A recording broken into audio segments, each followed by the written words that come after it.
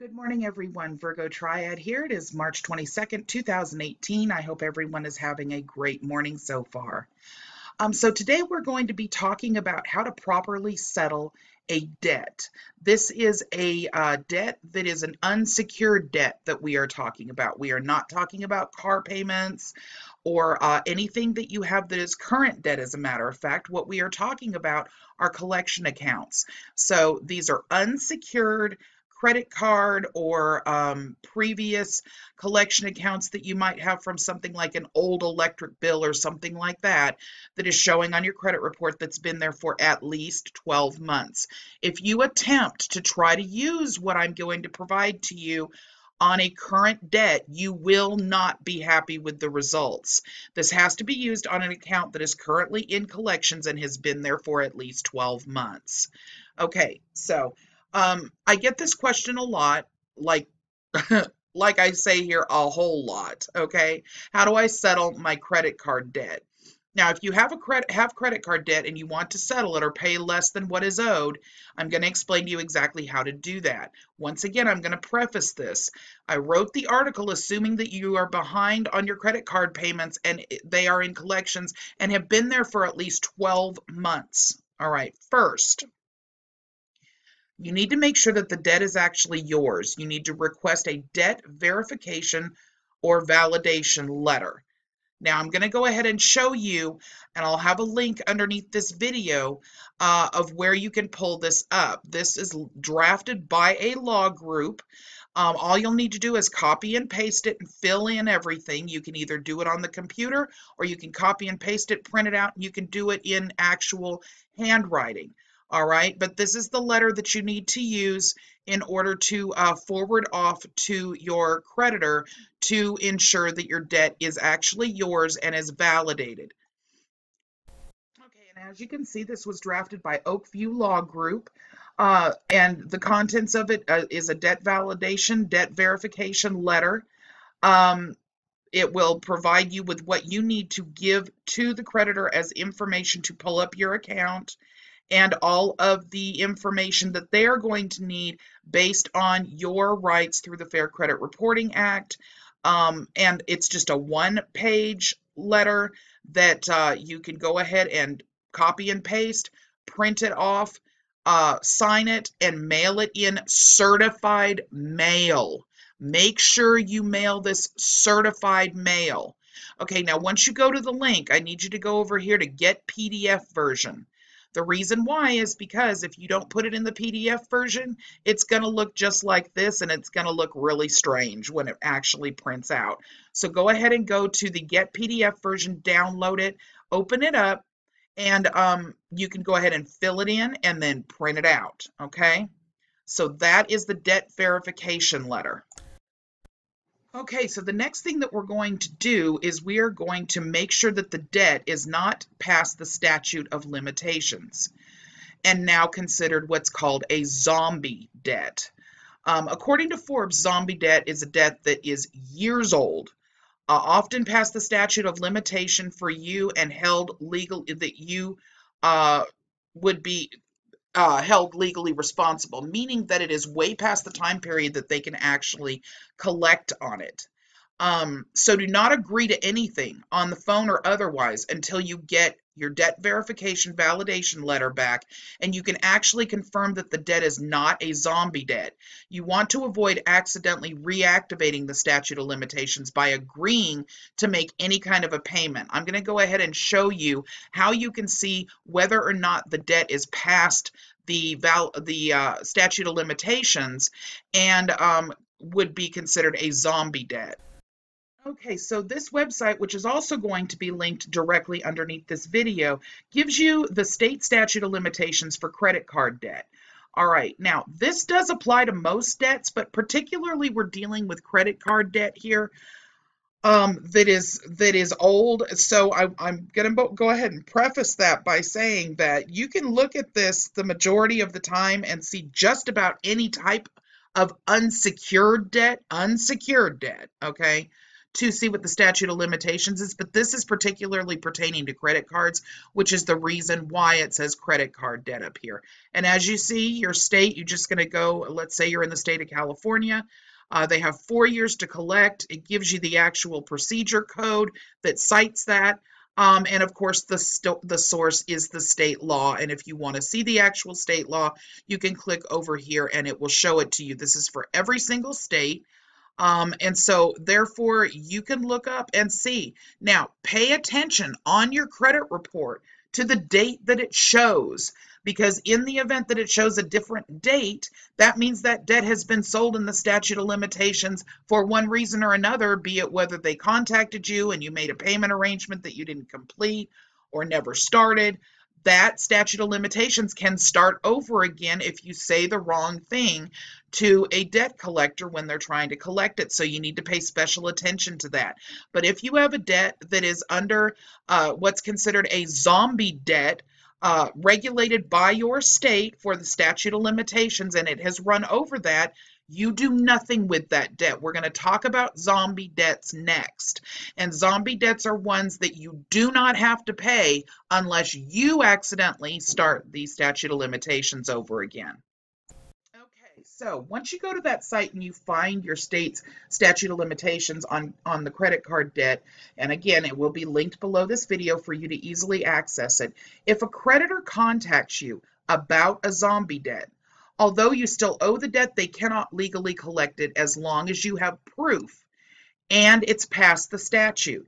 Your proof can be found in the debt verification validation letter that you request from them. So you can see where it's important, especially if you don't have copies of your credit bureaus, that you get the validation letter. Even if you know the debt belongs to you, I suggest you get the validation letter anyway. This tells you everything that the collector knows about that debt.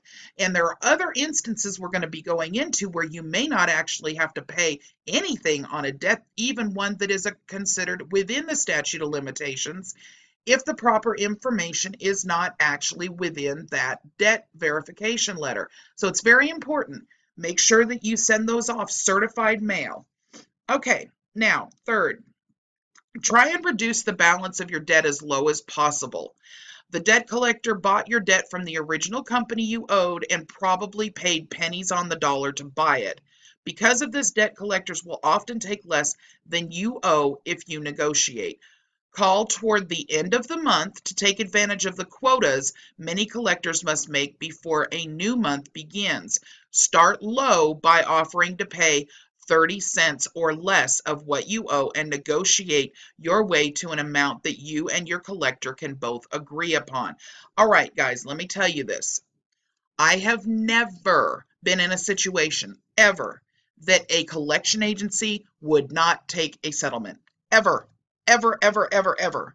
They will always agree to a settlement, provided that it is in their best interest to do so. One of the reasons that they will settle for less and easier at the end of the month is because they have specific quotas they need to reach. Now, it may be necessary for you to actually speak to a supervisor in order to get this approved, because a lot of actual debt collecting agents aren't capable of making those settling decisions past a certain percentage.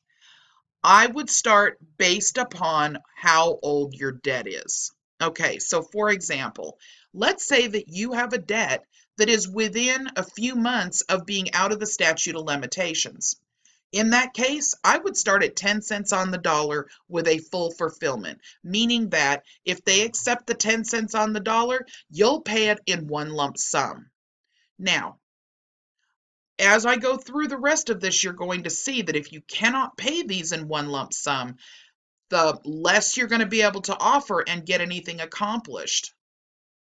But it is not impossible to settle for less than what is owed on a debt and still make monthly payments on it, okay? So don't get all out of sorts if you think this is going to take a slew of money in order for you to settle any of these things, because in a lot of cases, that's not the case. You can simply get the debt actually reduced. But we'll continue to move through this and you will see where that applies. So you're going to start low. Now, guys, this is going to take you picking the phone up and contacting them after you have requested by mail for the verification/validation letter. It's going to take you gathering up the strength and distancing yourself from the debt and from the fear of dealing with these people in order for you to make this happen. If you cannot do this, if you are too fearful to, hold a solid ground with these people when you call, then you need to have someone who is well versed in doing this do it for you. Chances are you're not going to be able to get that done for free. But if you're in a situation where you are too afraid to do this on your own and you need a referral as to someone who can do this for you or assist you with this, you can email me, virgotriad@protonmail.com.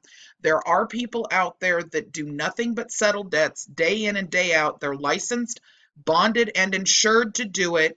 So there are people that will do it, okay? But a percentage of what you would pay on that debt is going to end up going to the party that settles it for you. If you can do this yourself, you'll be in a much better financial situation when you're done.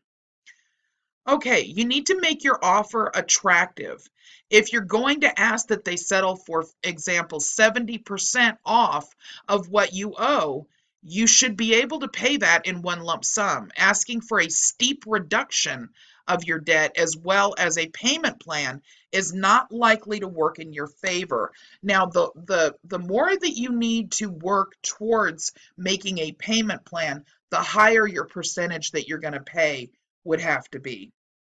My suggestion in that case is to wait, just get the debt validated and check to make sure it's not a zombie debt. Wait until the next few videos that come out to explain to you how to deal with debt that's on your credit report that you can't make one lump sum payment on. It's not going to fare as well for you financially, and it's something that you have to be very cautious with, but there are ways to go about doing it also. In this scenario, we're dealing with debt that is going to provide you with a huge discount that you will be able to get taken care of in one lump sum, and you'll be able to get it cleared up rather rapidly.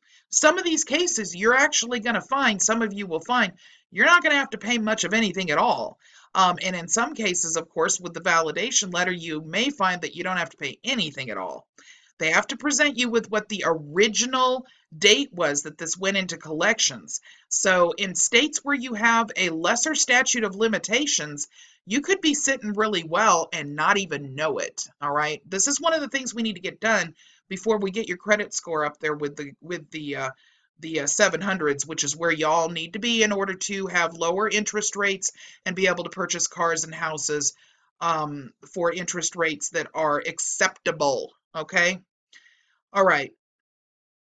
All right, try and reduce the balance of your debt to as low as possible. The debt collector bought your debt from the original company you owed and paid pennies on the dollar. Now, let me tell you what, guys, you fall into a category of a portfolio, a collection portfolio, where they paid 10 cents on the dollar and you offer them 20 cents on the dollar, they've made double their money. Okay? They've made as much as they paid out plus another 10 cents on the dollar.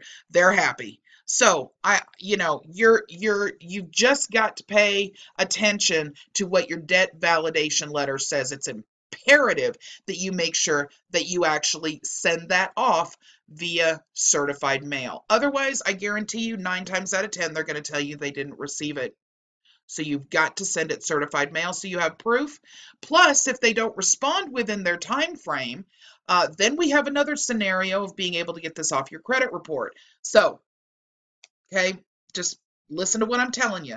It's well worth spending the $3 or $4 to send it certified mail to ensure that you have proper receipt that they received it. All right, this is extremely important when you contact them and you make your offer. And it's very possible, a lot of times, probably 50% of the time at least, you call and you offer them 30 cents on the dollar. they are going to call you back and offer you 50 cents on the dollar. Somewhere in between is where you need to go. And in that scenario, there are more things you need to ask for than just the reduction.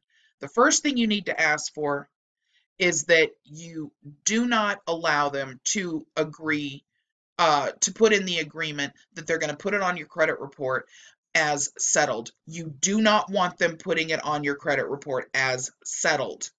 Avoid this at all costs. Ask that they do not report your agreement as settled on your credit report. All right? Instead, ask that they report it as paid as agreed upon. Also ask if they can erase the trade lines associated with the debt. The trade lines are just the account and its history on your credit report.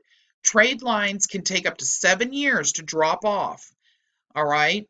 To drop off your report. So getting rid of the negative ones early is beneficial. Your creditor may or may not agree to do this, but it's worth it to ask, especially if you're planning on paying a lump sum.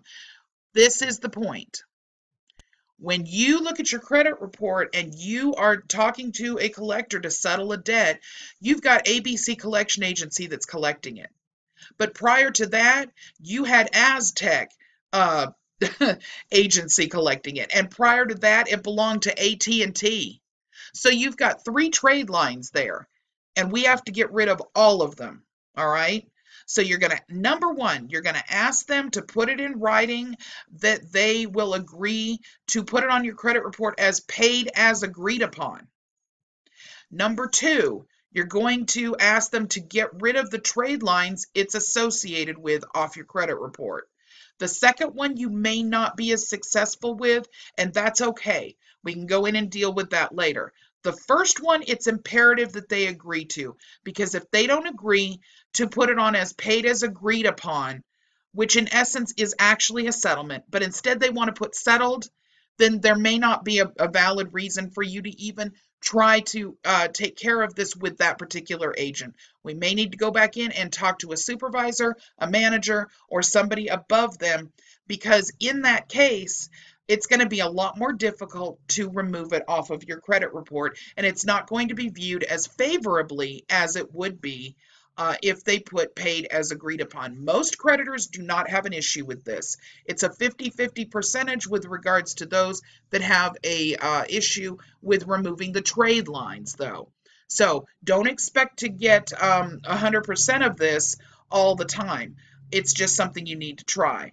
Now, you need to make sure you get everything in writing, by fax, by email, by regular mail, before you cut that check. Everything in writing, okay? Know that you may have to pay taxes on the amount that your creditors excused as a result of your awesome negotiation skills. Uncle Sam views excused debt as income and wants his cut. You can avoid this by shaving off no more than $600 on a debt that you owe. Look, guys, it's not always more important for you to reduce the debt than to look at, if it's more than $600 you're shaving off, what the taxes would be. This is where I took, to going after Miss Lejeune with regards to the 1099-C. This is where it comes into play. You're seeing it now. This is where it would come into play. So let's say that you have a $1,200 debt, all right? And you settle that debt at $800. So you're going to have $400 of that that's going to come back on a 1099-C that they're going to tell the IRS about. Now, because it's under $600, you are, chances are, not going to have to deal with paying any kind of income tax on that. However, let's say that the debt is a $10,000 debt and you're paying $8,000. $2,000 will come back and will be reported on a 1099-C as income. And you're going to have to pay taxes as though that were income to you. Do you see the difference here? You see where that could catch you up in a net. That is when a 1099-C is properly used. That is how it is used. And in order to avoid that, there are some things that can be done. If you have a particularly large debt that you are dealing with, you need to be smart. You need to think about what is going to cost you more. Is it going to cost you more when the federal government steps in and wants to be paid taxes on that $2,000, or is it going to cost you more to pay more of it off to the creditor? Now, we'll deal with this in another interview or another video interview in another video. I just want to make sure that you guys understand that there is another catch here. Anytime that you have a debt that is forgiven, and I mean, even though it is forgiven, even if it's forgiven down to 10 cents on the dollar, it can bite you in the butt later when it's viewed as income. So, one of the things that we need to really take a look at here is how much these debts are and what they need to be settled for. Do you need professional assistance settling these debts? But regardless, all right, we'll get you the help that you need. All you need to do is shoot me an email in the event that you have problems and you feel that you need additional assistance. If I can't help you, I will address it to someone who can help you and refer you there. Now, if it pertains to a debt that is a zombie debt, we're going to be going over that within the next few days so that you understand how to get those off your credit report and get those people to stop collecting from you. But remember, what we're dealing with here are only debts that you have on your credit report that are showing in collection, that have been in collection for at least 12 months or more. Okay, anything above that amount will be reported and taxed. Be smart. It may be worth it to pay the taxes on the amount of the debt that you don't have to pay if you can dramatically reduce what you owe. Now, another thing I want to mention about this is if you are insolvent, and if you don't know what that means, please look it up, all right? If you are insolvent, then you won't have to pay on those bills. So there's several things we need to look at here, which is why in some cases people will often opt to have help when settling a debt, because in order to make sure that you don't have any issues that come up and bite you in the rear end later, it's important that you know exactly what to look at. We'll be going over all of these things again, so don't feel you have to get this all at once, you guys. This is just an overview, and mainly to get you the letter that you will need to send to all the collection agencies in order for you to validate the debt, verify the debt, and then also for you to start paying attention to your statute of limitations of your state. Okay, if your creditors agree to the terms, make sure to get it all in writing before making a payment. This way, if they don't honor what you both agreed to, you could use what they sent to you in writing as proof. You'll also need it if you want to make corrections to your credit report should your creditors report you incorrectly. 9 times out of 10 they will, and that's what will allow us to actually get it removed. All right, you guys, this is when it gets exciting. You will not only see your credit score rise as a result of reducing the debt, but it will jump even higher when you pay off the debt that you've negotiated down. 35% of your score is based upon how much debt you have in comparison to your income. That's called a debt to income ratio. For those of you that don't understand how a debt to income ratio works, once again, it's something we're going to be working on over the next couple of weeks to explain to you how to make sure that you are able to read your entire credit report, understand what your score means, understand how that score is added up in the different calculation systems that they use, because they use several, all right? Understand how it applies to unsecured credit versus secured credit, and to understand how to use it 100% to your benefit to keep your credit score above a level where you are paying these massive amounts of interest rates on loans, on car loans, home loans, and this sort of thing. Believe it or not, done the right way, you can actually make this work to your benefit, so much so that within 6 months' time of settling your debts, you can be walking out the door holding your new car keys or your home keys and paying the actual preferable rates. Right now, they've got rates at 4.5% for automobile loans if you're going through the right banks. Okay, we're going to be going through that stuff later too. Not financing through a dealership. But you have to have the credit to be able to do that. And in order to get the credit, it starts here. Okay, so I will be linking the two pieces of information that you're going to need underneath this video. One being the letter that you will need to send off, the debt verification validation letter. That needs to be sent off certified mail. Also, I'm going to be linking the statute of limitations for every single state in the United States for you so that you can look up yours. For those of you that need additional information, get confused, you can shoot me an email at virgotriad@protonmail.com or put it in the comments and I will get it back to you as rapidly as possible with an answer.